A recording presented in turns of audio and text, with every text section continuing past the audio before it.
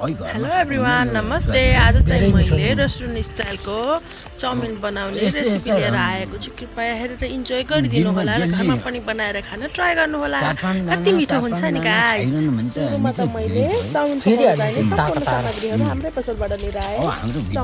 Chowmein मसला, Ajinomoto, soya sauce र tomato sauce, प्याज लसुन अरू पनि ल्याएको छु। अब पकाउन हामी सुरु गरौँ। एउटा भाँडामा पानी बसाल्ने, पानी उम्लिसकेपछि काँचो चाउमिनलाई त्यसमा पालै पालो राख्ने। चाउमिन अलिकति पाकिसकेपछि त्यसलाई चलाउने। चाउमिन चाहिँ 75% मात्र पकाउनु पर्छ है गाइज। धेरै पकायो भने चाउमिन टुक्रिन पनि सक्छ। अब पालो चाउमिन राख्ने भेजिसहरूको, यो चाहिँ हाम्रै बारीको अर्ग्यानिक गाजर हो। त्यसपछि प्याज पछि रातो पिरो खुर्सानी यस्तो सानो सानो मसिनो मसिनो बनाएर चप गरेर राख्ने। अनि अब त्यसपछि चाउमिनको राजा बन्दा यो नभए त चाउमिन त्यसपछि क्याप्सिकम पनि मसिनो स्लाइस बनाएर काट्ने। त्यसपछि हाम्रो सबै भेजिसहरू काटेर रेडी भइसक्यो। अब चाउमिन पकाउन सुरु गरौँ है त गाइज। सुरुमा हाम्रो घरमा चाहिँ रेस्टुरेन्ट स्टाइलको भाँडा अस्ति अमरसिंहको मेलाबाट किनेर ल्याएको छ।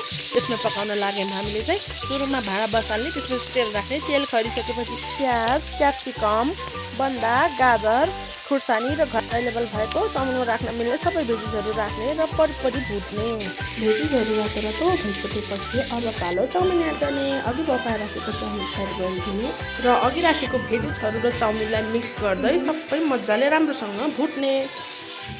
त्यो सबै मिक्स भइसकेपछि अब नुन, मरमसला र सोया सस माथिबाट राखिदिने र यसरी चलाउने। अब पालो टमाटरको चटनीको। टमाटर चाहिँ मैले यस्तो हल्का हाफ बोइल गरेँ। यस्तो गरेको टमाटरको चटनी चाहिँ बाक्लो मिठो हुन्छ गाइज।